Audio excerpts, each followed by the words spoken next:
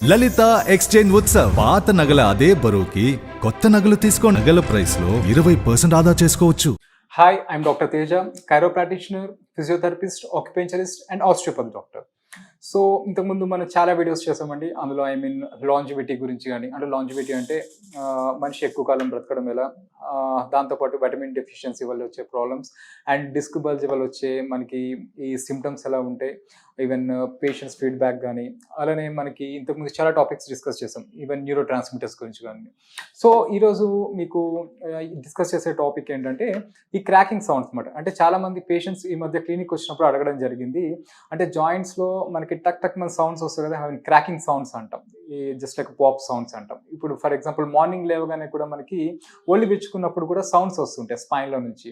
అలానే మనకి especially for example చూద్దాం, నీ జాయింట్లో కూడా చాలా మందికి సౌండ్స్ వస్తుంటాయి, మనకి క్రాక్ సౌండ్స్ అని వస్తాయి. సో ఇది దేని వల్ల వస్తుంది అని వాళ్ళు క్వశ్చన్ చేసినప్పుడు, సో దీని మీద నెక్స్ట్ వీడియో చేద్దామని చెప్పి సో ఈ క్రాక్ సౌండ్స్ మీద చేయడం జరుగుతుంది. సో ఇప్పుడు మనకి ఫర్ ఎగ్జాంపుల్ నీ జాయింట్ తీసుకుందాం, ఈ క్రాక్ సౌండ్స్ దేని వల్ల వస్తున్నాయి అనేది చూసుకుంటే, మనకి ఈ జాయింట్స్ మధ్యలో మనకి ఇప్పుడు జాయింట్ పైన ఏంటిది జాయింట్ క్యాప్సుల్ అనేది ఉంటుంది. సో మనకి ఇంకొకటి ఏంటంటే, ఈ జాయింట్ ఫ్రీగా మూవ్ అవడానికి ఒక లిక్విడ్ ఉంటుంది, దాన్నే మనం సైనోవియల్ ఫ్లూయిడ్ అంటాం అన్నమాట. సో ఈ సైనోవియల్ ఫ్లూయిడ్లో చాలా కంపోనెంట్స్ ఉంటాయి, అందులో మనకి గ్యాస్ కూడా ఉంటుంది. సో ఎస్పెషలీ ఈ గ్యాస్లో మనకి నైట్రోజన్ అండ్ కార్బన్ డైఆక్సైడ్ అనేది ఉంటుంది అనమాట. సో ఇవి ఏమవుతుంది, మనకి ఈ జాయింట్ సైనోవియల్ ఫ్లూయిడ్లో మైక్రో బబుల్స్, గ్యాస్ బబుల్స్ అంటాం, చిన్నగా గ్యాస్ బబుల్స్ లాగా ఫామ్ అయినప్పుడు మనం ఫర్ ఎగ్జాంపుల్ చూడండి, సడన్గా ఫింగర్స్ ఇలా స్ట్రెచ్ చేసినప్పుడు కానీ, ట్విస్ట్ చేసినప్పుడు కానీ సౌండ్స్ వస్తుంటాయి కదా. సో ఒక మేజర్ థియరీ చెప్పేది ఏంటంటే, సో ఇదే ఎగ్జాక్ట్ రీజన్ అది కాదు, బట్ ఇది కూడా ఒక రీజన్ అవ్వచ్చు అని చెప్పి ఒక మేజర్ థియరీ ప్రకారంగా చూసుకుంటే, సో ఎప్పుడైతే మనం ఈ స్ట్రెచ్ చేసినప్పుడు కానీ, సడన్గా ట్విస్ట్ చేసినప్పుడు కానీ ఈ గ్యాస్ బబుల్స్ బర్స్ట్ అయ్యి ఆ సౌండ్ అనేది వస్తుంది అని చెప్పేసి ఒక మేజర్ థియరీ. ఇది కూడా ఒక కాస్ ఉండొచ్చు మనకి సౌండ్స్ రావడానికి ఈవెన్ జాయింట్స్లో అని. ఇంకొక థియరీ ప్రకారంగా చూసుకుంటే, ఈవెన్ 2020లో ఈ క్రాకింగ్ సౌండ్స్ వస్తున్నప్పుడు ఎంఆర్ఐస్ ఎక్స్రేస్ చూసి ఇది దేని వల్ల వస్తుంది ఎగ్జాక్ట్గా అని చెప్పి, ఆ క్రాక్ సౌండ్స్ వస్తున్నప్పుడు ఎంఆర్ఐస్ ఈవెన్ ఎక్స్రేస్ తీసినప్పుడు ఇంకొక రీసెర్చ్లో తెలిసింది ఏంటంటే, మనకి చాలా వరకు ట్రైబోన్ న్యూక్లియేషన్ అంటాం. అంటే ది నేమ్ ట్రైబోన్ న్యూక్లియేషన్ అంటే గ్యాప్ క్రియేషన్ అనమాట. అంటే మనం సడన్గా ఇలా స్ట్రెచ్ కానీ ట్విస్ట్ కానీ జాయింట్స్ చేసినప్పుడు ఈ జాయింట్స్ మధ్యలో గ్యాప్ అనేది క్రియేషన్ అనమాట. అంటే గ్యాప్ అనేది కొంచెం డెవలప్ అవుతుంది, దాన్నే మనం ట్రైబోన్ న్యూక్లియేషన్ అంటాం. సో దాని వల్లనే ఈ సౌండ్ వస్తుందని చెప్పేసి 2020లో ఒక రీసెర్చ్ ప్రకారంగా మనకి తెలిసింది. సో ఇవి రెండు మేజర్ రీజన్స్ అండి. ఒకటి మనకి ఎస్పెషల్లీ ఈ గ్యాస్ బబుల్స్ బర్స్ట్ అయినప్పుడు సౌండ్ వచ్చే అవకాశాలు ఉంటాయి. అదర్వైజ్ ఇంకోటి ట్రైబోన్ న్యూక్లియేషన్, మన సడన్గా ట్విస్ట్ కానీ అలానే స్ట్రెచ్ చేసినప్పుడు ఈ గ్యాప్ ఇంక్రీజ్ అయినప్పుడు కూడా, ఈ గ్యాప్ క్రియేట్ అయినప్పుడు కూడా మనకి ఈ సౌండ్ వచ్చే అవకాశాలు ఉంటాయి, దాన్నే మనం ట్రైబోన్ న్యూక్లియేషన్ అంటాం అన్నమాట, ఈ క్రాకింగ్ సౌండ్స్. అయితే ఇంకా మన ఫ్యాక్ట్స్ చూద్దాం. అంటే ఈ క్రాకింగ్ సౌండ్స్ వస్తే ఏమన్నా మనకి డేంజరా, అంటే దీనివల్ల ఏమైనా ప్రమాదమా క్రాకింగ్ సౌండ్స్ వల్ల అంటే, ఇక్కడ మనకి ఏంటంటే ఇప్పుడు ఫర్ ఎగ్జాంపుల్ మామూలుగా మనకి ఎటువంటి పెయిన్ లేదు, ఎటువంటి సిమ్టమ్స్ లేవు, క్రాకింగ్ సౌండ్స్ వస్తున్నప్పుడు దానివల్ల మనం పెద్దగా భయపడాల్సిన అవసరం లేదు. అదే మనకి జాయింట్లో పెయిన్ ఉంది, సౌండ్ వస్తుందంటే, సో లోపల ఏదో ప్రాబ్లం ఉంది, ఆ టైంలో మనం ఇన్వెస్టిగేషన్స్కి వెళ్ళడం, ఏమైనా ఎక్స్రేస్ కానీ ఎంఆర్ఐస్ కానీ తీసి చూసుకోవాల్సి ఉంటుంది.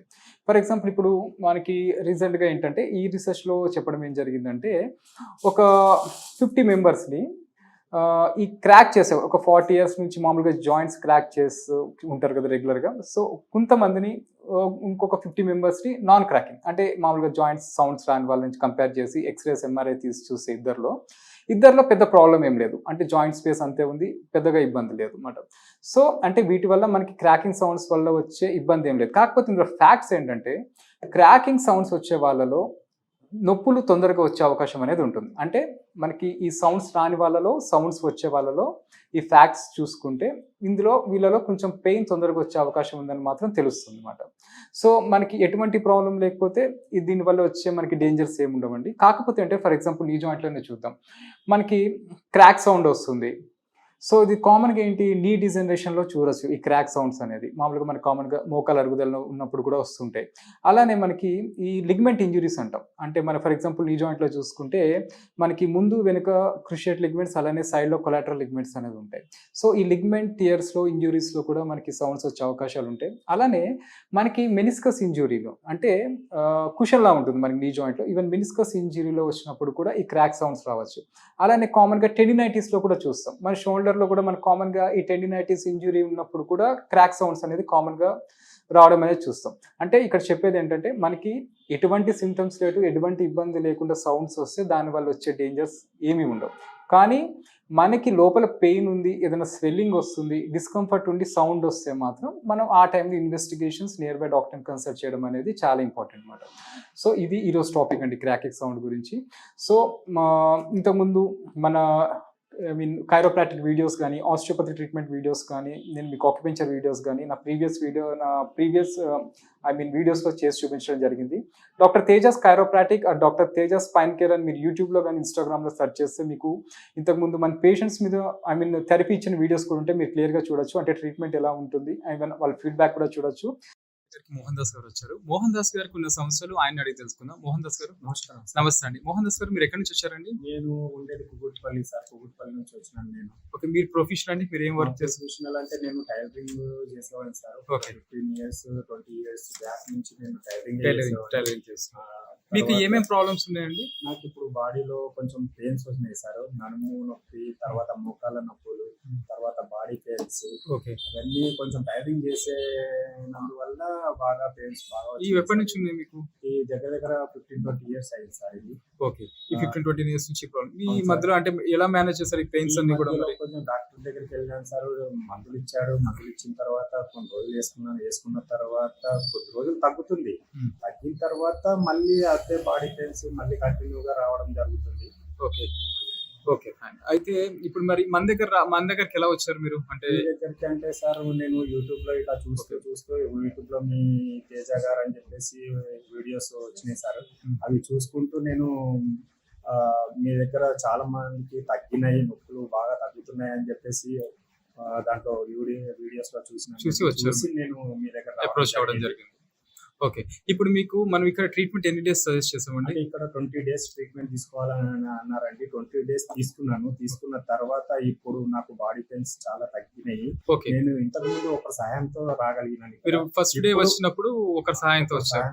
ఇప్పుడు మీరు 20th డే ఇప్పుడు మీరు ఒక్కరే రాగలుగుతున్నారు? 20 డేస్ అయిన తర్వాత నేను ప్రస్తుతానికి ఒక్కనే బండి మీద రాగలుగుతున్నాను ఇప్పుడు.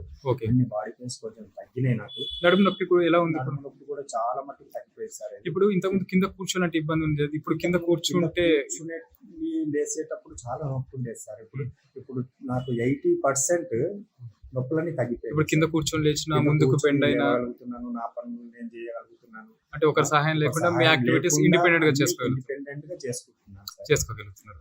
ఓకే. ఇప్పుడైతే మీకు అంటే ఫస్ట్ డే కి 20 రోజు వచ్చేసరికి మీరు ఇండిపెండెంట్ గా ఇప్పుడు అక్కడ నుంచి ఇక్కడికి రావడం అయితే జరుగుతుంది. సెల్ఫ్ డ్రైవ్ చేసుకుంటూ వస్తున్నాను. ఇప్పటికైతే ఏం ప్రాబ్లం లేదు. 80% వరకు చాలా తగ్గిపోయింది. ఓకే అండి, థ్యాంక్ యూ అండి మోహన్ దాస్ గారు. వెల్కమ్ అండి.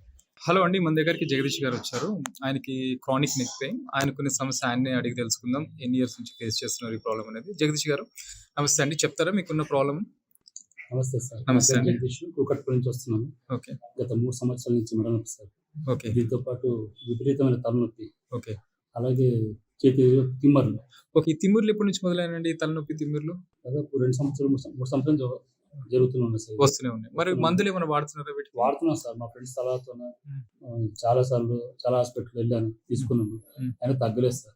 తగ్గినట్టు తగ్గుతుంది, మరి సేమ్ యాక్టివ్గా అలా ఉంటుంది, రిపీట్ అవుతుంది. నేను ఏం పని చేసుకోలేను సార్. ఇప్పటికి అంటే ఇక్కడ మన దగ్గర రాకముందు వరకు కూడా మందులు వాడారండి? వాడాను సార్. వాడుతూనే ఉన్నారు 2-3 ఇయర్స్ నుంచి? మరి వాడుతూనే ఉన్నాను సార్. ఓకే. నయం కాలేదు. ఓకే. కొంతమంది మా ఫ్రెండ్స్ సలహా వలన చెన్నై కూడా వెళ్ళాను సార్. ఓకే. అక్కడ కొన్ని హాస్పిటల్ చూయించుకున్నాను. అయినా కూడా నాకు ఈ మెడ నొప్పి కానీ ఈ తిమ్మిర్లు తగ్గలేదు సార్. ఓకే. ఇప్పుడు మన దగ్గర ట్రీట్మెంట్ స్టార్ట్ చేసి 20 రోజులు అయింది కదా. ఇప్పుడు 20 రోజుల్లో మీకు ఎంత ఇంటెన్సిటీ ఆఫ్ పెయిన్ ఎంత తగ్గిందండి? 100%? దాదాపు 80-90% తగ్గిపోయింది సార్. ఓకే. చాలా చక్కగా రిలీఫ్ అయింది. ఇంకొద్దిగా రిలీఫ్ అయినట్టు ఇంకా ఒక రోజు 2 రోజుల్లో రిలీఫ్ క్లియర్ అవుతుంది సార్. ఓకే. ఇప్పుడు చేతులు తిమ్మిర్లు వస్తున్నాయండి, తగ్గిందా? తగ్గింది సార్, చాలా మంది తగ్గింది సార్. ఓకే. ఇప్పుడు తలనొప్పి ఎలా ఉంది? మధ్యలో ఏమైనా వచ్చిందా? ట్రీట్మెంట్ స్టార్ట్ చేసిందా? ట్రీట్మెంట్ మొదలైన తర్వాత తలనొప్పి తగ్గిపోయింది సార్. మెడ నొప్పితో పాటు ఈ తలనొప్పి కూడా తగ్గిపోయింది సార్. ఓకే. ఈ తిమ్మిరి కూడా చాలా వరకు తగ్గిపోయింది సార్. ఓకే. ఇంతకుముందు ఏదైనా పట్టుకోవాలంటే ఇబ్బంది వచ్చేది కదా చేతులు, చాలా ఇప్పుడు ఇబ్బంది. పట్టుకోగలుగుతున్నారండి, బరువు ఎత్తగలుగుతున్నారు? ఇప్పుడు చక్కగా బలుగుతున్నాను, బరువు బరువుతున్నాను, పారాడుతున్నాను, నడుస్తున్నాను. ఓకే. చక్కగా ఉన్నాను సార్. ఓకే. ఇప్పుడు ఎటువంటి ఇబ్బంది లేకుండా మీ పనులు మీరు చేసుకోగలుగుతున్నారు? చాలా సంతోషంగా ఉన్నాను సార్. ఓకే. థ్యాంక్ యూ అండి. Thank you sir.